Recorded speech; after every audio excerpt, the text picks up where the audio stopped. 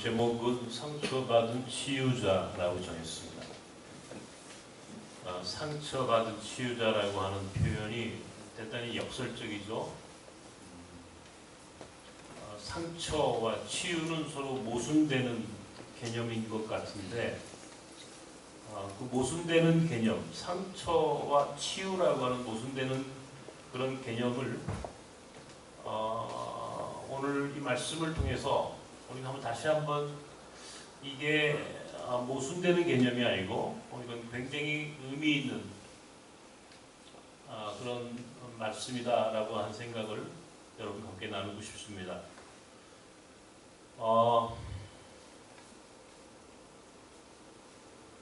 이 예루살렘과 여리고를 가보신 분들은 아시겠지만 예루살렘과 여리고를 오르는 길목이 아마 예전에는 강도가 많이 있었던 모양입니다. 그래서 어떤 사람이 이제 그 길을 오르다가 강도를 만나서 아주 심각한 지경에 이르렀습니다. 사람이 다 죽게 되었는데 그 강도 만난 사람을 보고도 대부분의 사람들이 그냥 지나가더라는 거죠. 먼저는 제사장이 그냥 지나가고 두 번째는 레위 사람이 그냥 지나갔습니다.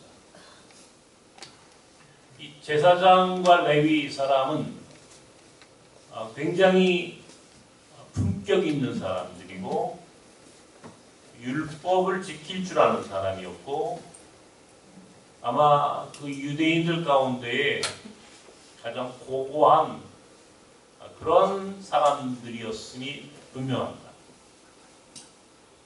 그런데 정작 그 강도 만난 사람을 돌보고 치유해주고 그를 품어준 사람은 사마리아 사람이었다라고 예수님께서 말씀하셨습니다. 우리 예수님이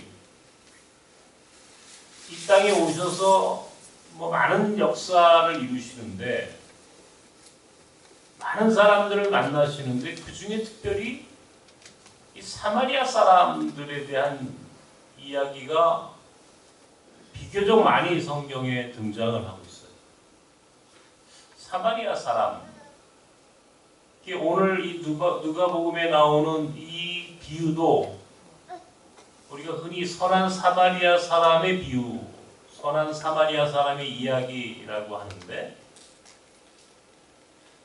레위인이나 제사장이 아닌 사마리아 사람을 등장시키시고 그가 강도 만난 사람을 치유했다. 오늘 이런 이야기들을 우리에게 해주셨습니다. 성경에 예수님과 사마리아 사람과의 이야기가 몇 번 나오는데 오늘 이 본문 외에도 예수님이 수가성에서 사마리아 여인과 만나시는 장면이 나오고요. 또 예수님이 어느 성에 들어가시다가 10명의 문둥병자를 만나셨고 그 10명의 문둥병자들을 치료하셨다. 그리고 돌아온 10명 중에 오직 한 명만이 예수님을 향해서 돌아와서 하나님을 찬양했다. 그때 그 돌아온 한 사람이 사마리아 사람이었다. 이렇게 사마리아 사람과 관계된 이야기가 성서에 비교적 많이 등장을 합니다.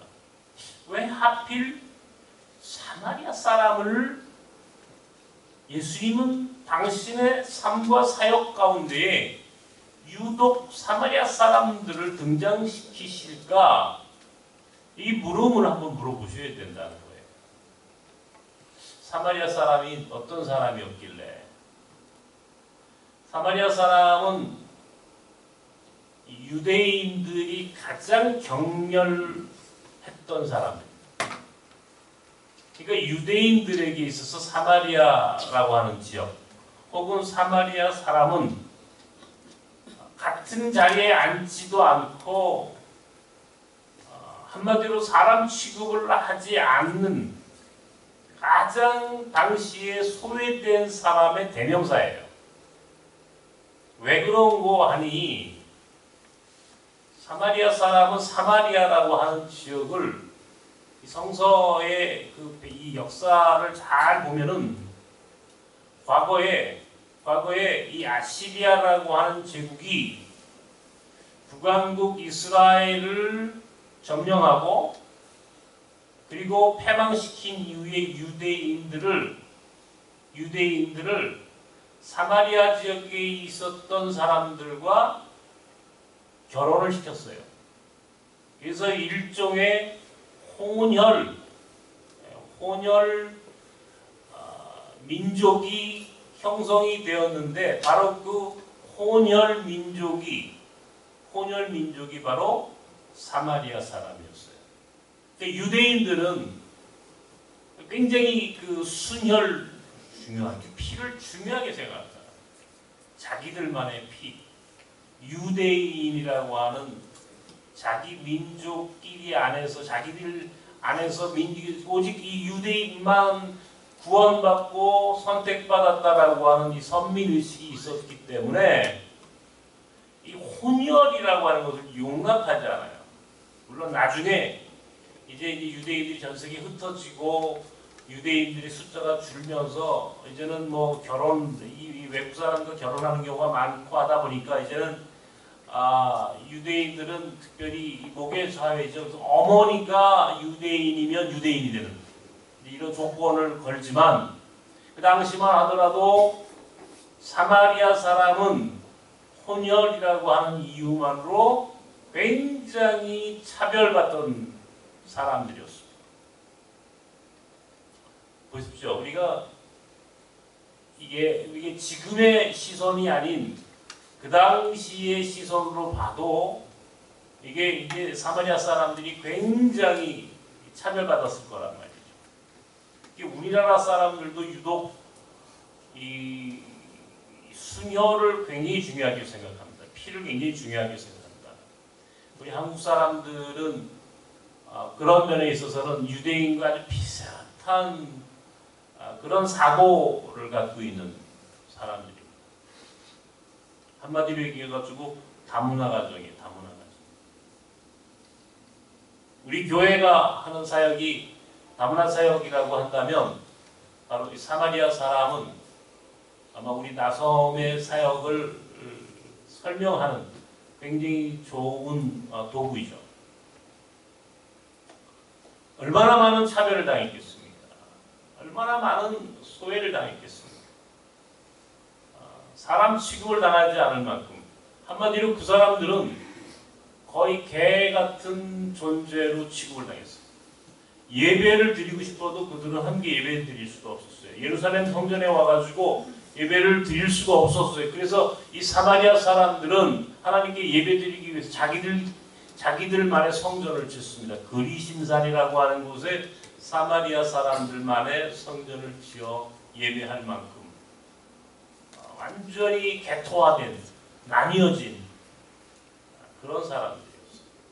근데 예수님은 그 사마리아 지역을 종종 들어가셨거나 혹은 사마리아 사람들을 많이 만나셨다는 게 아마 분명한 것 같아요. 성경이 그토록 많이 사마리아와 관계된 이야기들을 많이 동원하신 것 보면 예수님은 사마리아 사람들에 대하여 많은 관심이 있으셨어요. 오늘의 본문이 아주 대표적입니다. 제가 1991년도에 이스라엘을 처음 갔었는데 그리고 작년인가 재작년에 이스라엘을 한번 가니까 그건 없어졌더라고요. 그때는 이 예루살렘 이게 선한 사마리아 사람의 비유를 빗대서 예루살렘 입구에 선한 사마리아인의 여인숙이라고 하는 작은 그 팻말을 붙여놓고 그렇게 천막을 쳐놓고 그 당시에 이 성경의 본문을 재현했던 그런 그 건물을 제가 본 적이 있거든요. 그래서 우리 교회 나선 공동체가 이제 이제 제가 그것을 보고 와가지고 내가 뚝섬에서 우리 이제 처음 소식지를 발간하기 시작했을 때 그 소식지의 표제가 선한 사마리아인의 여인숙이었습니다. 그게 제게는 아주 크게 울림이 있었던 그 모습으로 기억되어서 그것을 제가 가져왔죠. 어쨌든 이 사마리아 사람이 결과적으로 강도 만난 사람의 유일한 친구다, 이런 얘기를 하고 계십니다. 그러니까 사마리아 사람은 사실은 상처받은 사람이란 말이죠. 상처받은 영혼이란 말이에요. 이 땅에 살면서 상처받지 않고 살 수 있는 사람이 어디 있겠습니까? 많은 유독 상처가 많은 사람이에요. 유독 상처가 많은 사람.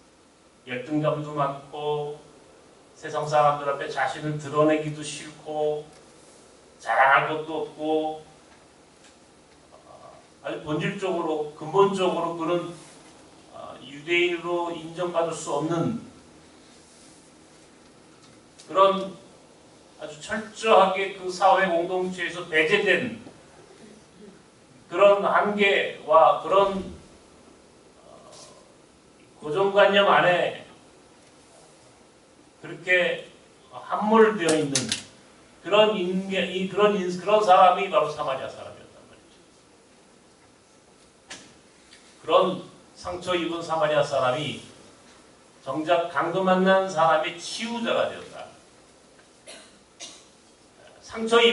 상처받은 사람이 결국 상처 입은 자를 치유하는 삶을 산다. 이게 오늘 이 말씀 속에서 우리가 찾아볼 수 있는 굉장히 중요한 메시지라는 겁니다. 어떠세요? 여러분이 이 세상을 살면서 상처가 없으십니까? 상처가 많이 받게 되죠. 그런데 하나님은 우리가 받은 상처를 통해서 상처받은 사람을 치유하도록 요구하고 계시다라고 하는 사실입니다.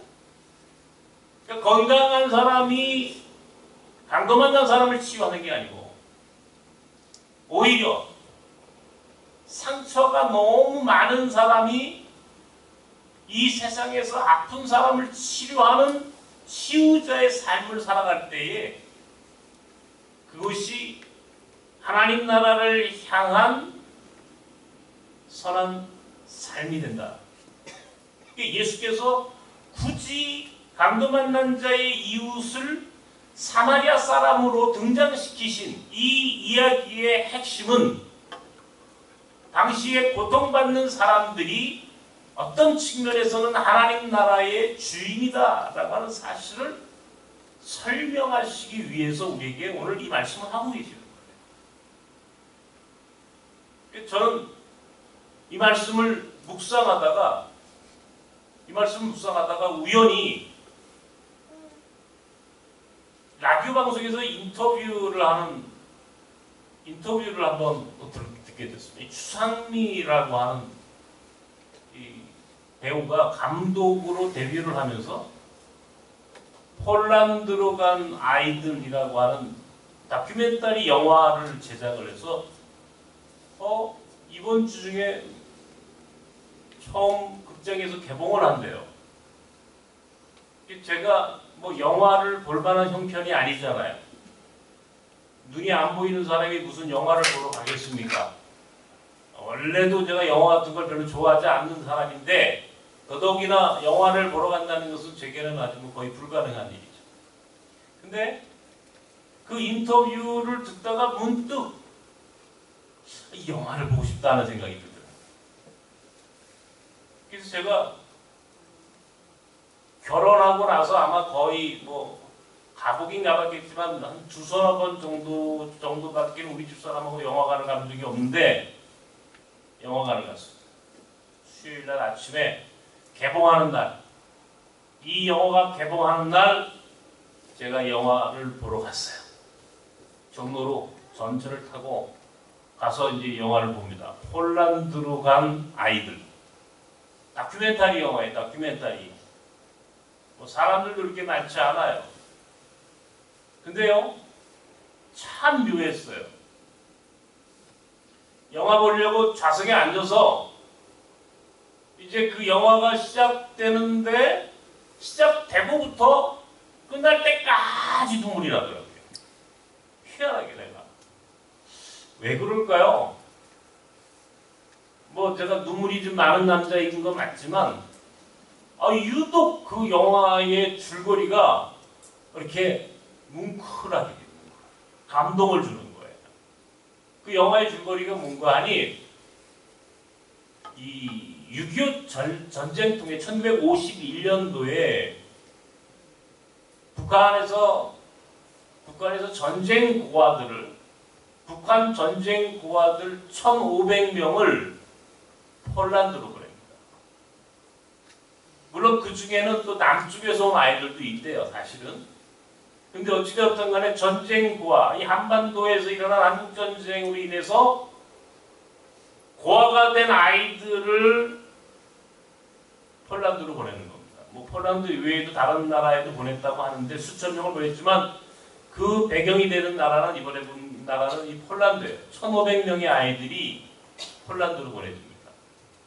1951년도부터 1958년도까지 나중에 다시 북송될 때까지 아이들이 7년 이상을 폴란드의 어느 고아원에서 생활을 해요. 근데 그 이야기를 배경으로 해서 누군가 소설을 쓰게 되고 그 이야기를 들은 이 감독이 바로 그 고아원에 그 폴란드로 간 아이들의 배경이 되었던 그 고아원을 찾아가는 거예요. 근데 누구랑 같이 가냐면 북한에서 탈북한 청년 한 명을 영화 배우로 캐스팅해서 이 이야기를 영화로 담아내기 전에 현장에 가서 그래도 직접 그 배경이 되는 곳에 현장을 한번 담아내고 그 당시에 사람이 있다면 한번 그들도 만나보고 하는 그런 이유로 이제 20살 먹은 북한에서 온 여자아이를 하나 데리고 폴란드로 가는 거예요. 가가지고 가보니까 정작 1951년도에 북한에서 왔던 전쟁 고아 아이들을 키웠던 당시의 선생님들이 살아있는 거예요. 고아원의 원장부터 시작해서 선생님들이 90이 넘은 이제 노인 중에 상노인이 된 사람들이 아직도 살아있어서 그 당시에 북한에서 왔던 북한 전쟁 고아 아이들에 대한 생생한 기억을 증언하는 거예요. 증언하는데 놀라운 것은 한결같이 그 당시에 전쟁 고아로 왔던 아이들에 대한 기억을 더듬어 이야기하면서 한결같이 눈물을 흘리는 거예요. 그 당시 고아원의 선생님들이 너무나 생생하게 그때를 기억하고 있는 거예요. 와, 그때 그 아이들이 어떻게 살았는지, 아이들이 전쟁통에 고아가 돼서 왔을 때 침대에 잠을 자지 못하고 침대 밑으로 들어가서 잠을 잤답니다. 너무너무나 전쟁에 대한 그 공포, 그 트라우마가, 그 상처가 너무나 커서 아이들이 전부 다 그렇게 밤마다 울부짖고 그렇게 괴로워하며 아파하던 아이들의 모습을 생생하게 기억하면서 그 당시에 선생님들이 90이 넘은 노인이 되었는데 여전히 그것을 기억하면서 우는 거예요. 눈물을 흘리는 거예요. 그러니까 제가 눈물이 안 나올 수가 없는 거예요. 근데 제가 더 감동을 받은 것은 그러면 그 폴란드의 그 고아원의 교사들은 아니 무슨 뭐 특별한 사람들이냐고요. 그 사람들은 그 고아원의 선생님들은 어떤 사람들이었느냐고요. 알고 보니까 그들이 역시 상처 입었던 사람들이었어요. 어떤 상처를 받았어요? 바로 1950년 한국전쟁이 일어나기 전에 1945년 세계 2차 대전이 끝날 때까지 그들은 세계 2차 대전, 2차 세계대전의 피해자들이었어요. 폴란드의 그 아우슈비츠의 그 고통을 당했던 바로 그들 자신이 전쟁 고아들이었어요. 그 선생님들 자신이 그 부모들이 아우슈비츠에서 히틀러에 의해서 학살당하고 그들이 고아로 살았던 그 경험, 그들이 바로 상처받은 사람들이었어요. 그렇기 때문에 그들이 한국전쟁통의 고아가 됐던 우리 한국의 북한의 고아들을 극진하게 돌볼 수 있는 마음이 있었던 거예요. 그러니까 그들 자신이 상처받고 그들 자신이 아팠던 사람들이에요. 그런 사람들이 우리 민족의 전쟁, 정말 그 불행한 전쟁의 희생양으로 고아가 된 아이들을 돌보는 선생님으로 그렇게 해서 그들을 우리 북한의 고아들, 전쟁 고아들을 극진히 사랑하는 그런 인생이 되었다라고 하는. 그러면서 추상미 감독이 거기서 썼던 표현 중에 하나가 상처받은 치유자들이었다라고 하는 표현을 써요. 불현듯 제가 오늘 이 강도 만난 자의 이웃이 누구냐 라고 했던 이 본문의 말씀을 제가 거기서 깨달았어요. 그랬구나. 몽골을 가보신 분들은 혹시 기억하실지 모르겠는데 몽골에도 울란바토르 입구에 그 당시 한국전쟁 통해 북한에서 온 고아들을 위한 고아원이 있었습니다. 저는 그 자이승이라고 하는 그 전망대 밑에 거기에 북한 아이들을 위한 고아원이 몽골 울란바토르에 있었다라고 하는 사실을 알고 있고 또 들었어요. 그게 불현듯 생각이 나더라고요. 그랬구나. 폴란드의 그 교사들이야말로 아우슈비츠의 그 고통과 또 그 학살로 그렇게 신음하던 그들 자신이 상처 입은 사람들이었구나라고 하는 사실을 알게 되면서 결국 이 땅에 고통받는 사람을 치유하는 것은 고통을 받아본 사람들의 몫이다. 고통받아본 사람만이 고통당하는 사람을 치유할 수 있다라고 하는 새로운 사실을 깨닫게 됩니다. 제가 외국인들 목회하면서 하나 재밌는 현상이 하나가 우리 교회에도 그런 분들이 여럿 계십니다만은 해외에서 나그네 생활을 해보신 분들이 이주민들을 돌보는 일에 헌신적이 있어요. 본인들이 나그네 생활을 해보셨기 때문에 나그네들의 삶에 대하여 공감할 수 있는 거예요. 그러니까 공감의 능력이 다른 사람들에 비해서 훨씬 더 커요. 누가? 본인 스스로가 나그네 생활을 해보신 분들이. 그래서 비교적 외국에서 살다 오신 분들이 우리 교회에 와서 봉사하고 섬기는 분들이 비교적 많은 것이 사실입니다. 저는 오늘 강도 만난 자의 이웃이 사마리아 사람이었다라고 하는 예수님의 이 의도된 메시지가 오늘 이 시대를 살아가는 우리에게 무엇을 의미하는가 한번 깊이 묵상해 보자는 거예요. 우리의 상처는요, 결국 상처받은 사람들을 사랑하는 것으로만 치유가 가능하다는 겁니다. 우리가 받은 상처, 우리가 받은 내 개개인의 상처는 결국 상처받은 사람을 사랑할 때 그들의 상처도 치유되지만 상처를 받았던 나의 상처가 치유되는, 그러니까 이 상처받은 자가 치유하는 것은 상처를 받은 그 상대방을 치유하면 물론이고 자기 자신을 치유하는 사건이다 라고 하는 사실을 알아야 한다는 겁니다. 하나님이 오늘 우리에게 말씀하시려고 하는 가장 중요한 메시지는, 우리가 다 상처가 있잖아요. 여러분 상처 다 있어요. 우리 내면에, 우리 안에 상처가 있다고요. 말로 설명할 수 없는 아픔들이 다 있다고요. 이 상처는 사랑으로만 치유된다. 이웃에 대한 사랑으로만 치유된다. 분명한 것은. 그리고 우리에게 상처를 주시는 목적은, 우리에게 고통을 주시는 이유는 결국 고통받는 이웃들에 대한 공감 능력을 키우기 위한 하나님의 의도다라고 하는 사실입니다.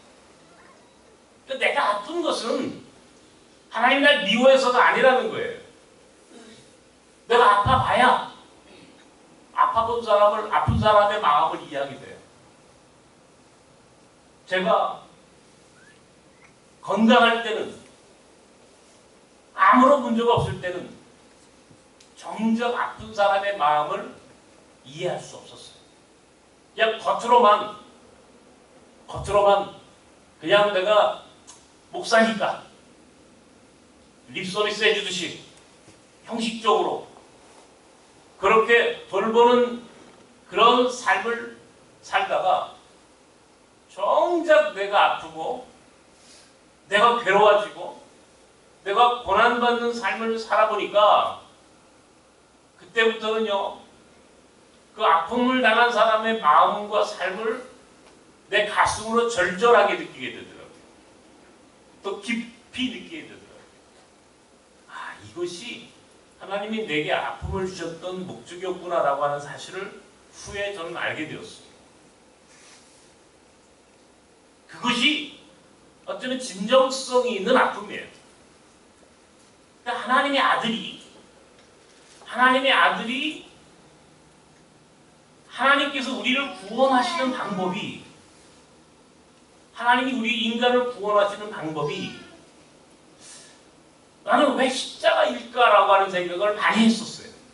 어떤 분들은 십자가에 달리신 예수가 우리를 구원하셨다고 하는데 그게 정말 무슨 말인지 이해가 안 가요 라고 얘기를 해요. 왜 십자가에 달리신 분이 우리를 구원하셨죠? 그런 이야기를 종종 들어요. 여러분도 아마 그런 물음을 갖고 있을지도 몰라요. 그런데 예수께서 하나님의 아들이시지만 그가 하나님의 아들이심을 포기하고 이 땅에 오셨어요. 그리고 가장 낮은 자의 모습으로 오셨어요. 가장 이 세상에서 가장 연약한 종의 형체로 오셨다라고 빌립보서에서는 그렇게 설명해놨어요. 왜? 하나님이 인간을 구원하는 방법이 하나님 나라에서 구원이 있으라 구원을 선포하시면 될 것을 왜 굳이 당신의 아들을 인간으로, 그것도 가장 연약한 종의 모습으로 이 땅에 보내셨으며 하물며 왜 십자가라고 하는 가장 고통스러운 그런 사건을 통해서 우리를 구원하셨을까? 저는 강도 만난 자의 이웃이 결국 상처가 많았던 사마리아 사람일 수밖에 없다라고 하는 이 말씀 속에서 하나님이 구원이라고 하는 사건도 역시 마찬가지로 가장 낮은 자의 모습으로, 가장 고통받는 자의 모습으로 오셨기 때문에 가능했다라고 하는 이 진리를 제가 깨닫게 됐어요. 우리에게 고통은 여러분 각자에게 주어진 삶의 그 아픔과 고통은, 그리고 그 상처는, 그 상처를 통해서 상처 입은 자들, 상처받은 우리 이웃들을 이해하고 보다 더 깊이 공감할 수 있는 인간으로 우리를 만들어내시기 위한 특별한 하나님의 섭리와 계획이라고 하는 사실을 아셔야만 합니다. 그것이 우리의 상처를 치유하고 우리의 상처가 오히려 하나님 앞에 더 크게 쓰임받는 도구가 된다는 사실을 믿으셔야 한다는 거예요. 내 상처가, 내 아픔이 의미 없는 것이 아니라 내 상처를 통해서 상처받은 사람들을 이야기하고 그리고 그들을 사랑함으로 그들의 상처가 치유되면 물론이고 내가 상처를 치유되는 구원의 연속성이 결국 상처 입은 자들의 연대, 상처 입은 자들의 연합, 상처 입은 자들의 공감과 이 사랑이 결국 이 세상을 치유하고 나가서 하나님의 나라가 되게 하는 가장 본질적인 하나님의 구원의 방법이라고 하는 사실을 아셔야 합니다. 하나님은 상처받은 자를 통해서 하나님의 나라를 만드세요. 내 상처를 통해서 하나님의 나라를 이 땅에 시작합니다. 내가 상처받지 않았더라면 나는 상처받은 자의 아픔을 이해하지 못했을 텐데 상처가 있었으므로 상처받은 자의 아픔을 이해하겠어. 그래서 하나님의 섭리라는 건 참 놀랍구나. 상처가 없는 인생이 복된 인생이라고 사람들이 생각하는데 그게 아니라 어쩌면 내 상처가 이렇게 하나님 나라를 위해서 쓰임받을 수 있는 그런 도구로 인정받았다라고 하는 사실을 느끼게 되면서 하나님은 참 위대하시다. 내 상처를 쓰시는구나.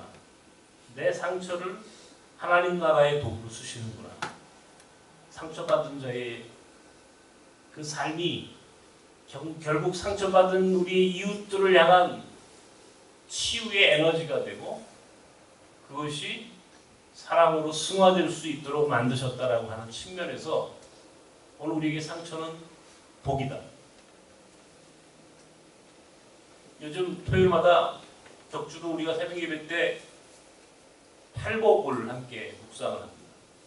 저는 요즘 팔복을 묵상하면서 심령이 가난한 자는 복이 있나니 애통하는 자는 복이 있나니 처음에 그 말의 의미를 잘 이해하지 못했어요. 그냥 말씀 그 자체로만 이해하고 그 문자로만 해석을 하면 아니 심령이 가난한 자가 복이 있을 까닭에 뭐가 있으며 애통하는 자가 복이 있을 까닭에 뭐가 있겠어요? 예? 심령이 가난하고 애통한 자가 눈물 흘린 자가 왜 복이 있어요? 근데 그 당시에 고통당하는 자들을 향한 예수 그리스도의 이 복이 있다라고 하는 이 말씀의 의도를 더 깊이 이야기하게 됐어요. 상처받은 자는 복이 있나니 천국이 저희 것입니다. 딱 이 말씀의 의도를 제가 다시 한번 깨닫게 됐어요. 사마리아 사람 같은 인생, 세상에서 소외당하고 차별당하고 편견과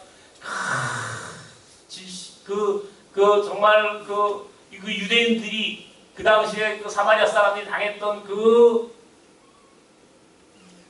이 차별과 편견의 눈초리를 그 상처를 오히려 강도 만난 자의 이웃으로 승화시키고 그것이 하나님의 나라를 만들어가는 소중한 인생의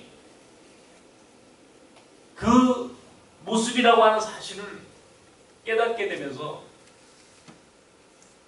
우리 나성은 어떤 측면에서는 그런 상처받은 영혼들이 모여서 또한 상처받은 사람들을 치유하는 공동체로 그래서 나성을 통해서 하나님의 나라가 확장되고 이루어져가고 있구나라고 하는 사실을 깨닫게 되면서 저는 굉장히 행복했어요.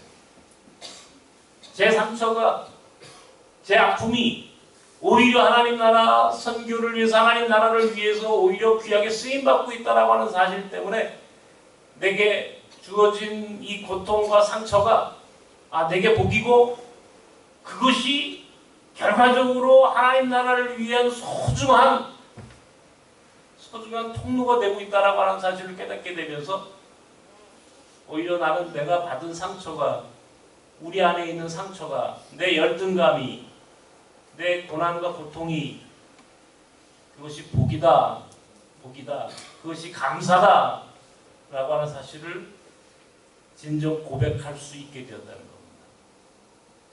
우리 함께 그렇게 고백했으면 좋겠어요. 여러분들의 상처가 이제 더 이상 여러분들을 괴롭히지 말고, 여러분의 상처가 이웃의 아픔을, 강도 만난 자의 고통을 치유하는 그런 사랑의 치유자로 성숙해질 때 그것이 하나님의 나라가 완성되어져 가는 모습들이다 라고 하는 고백을 하시길 원합니다. 여러분의 고통이 오히려 고통받는 자를 이해하게 하고 공감할 수 있게 하는 소중한 자산이고, 그러므로 그것이 더 이상 고통이 아니라 그것이 우리에게 복이 될 수 있다라고 하는 사실을 믿으시기 바랍니다. 그러면 우리의 인생이, 우리의 상처가 더 이상 내게는 상처로 머물지 않아요. 그 상처가 오히려 하나님의 나라를 향한 소중한 하나님의 뜻을 이루는 소중한 내 삶의 소중한 자산이라고 하는 사실을 기억하시고, 다시 한번 강도 만난 자의 이웃으로 사마리아 사람을 지명하셨던 예수 그리스도의 의도를 여러분의 삶 속에서 다시 한번 고백하는 그런 성숙한 고백이 우리 안에 있기를 간절히 바랍니다. 기도합시다. 하나님, 결국 하나님의 나라는 상처 입은 자들이 상처받은 자들을 치유하는 과정으로부터 이루어져 가고 있음을 깨닫게 됩니다. 내 상처가 크면 클수록 상처받은 자들의 아픔을 더 이해하고 공감할 수 있도록 그렇게 성숙된 사람으로 우리를 변화시켜 주시고, 결국 그러한 우리의 고백이 이 세상에서 구체적인 사람으로 나타남으로 인하여 이 땅에 고통받는 자들이 하나님의 뜻을 깨닫고 하나님의 사랑을 알고 하나님의 나라를 발견할 수 있는 소중한 통로가 되고 있음을 믿게 하여 주시옵소서. 우리 낯선 사람들 가운데 상처받은 영혼들이 너무나 많습니다. 여러 가지 이유로 아프고 괴롭고 많은 상처로 신음하며 눈물 흘린 자들이 있습니다. 그러나 오히려 그것이 하나님 앞에서 복이라고 하는 사실을 믿게 하시고, 우리의 입술로 고백하게 하시고, 우리의 삶으로 구체적으로 강도 만난 자의 이웃이 되게 함으로 인하여 우리의 상처가 또한 치유되는 역사가 있게 하여 주시옵소서. 예수님의 이름으로 기도하옵나이다. 아멘.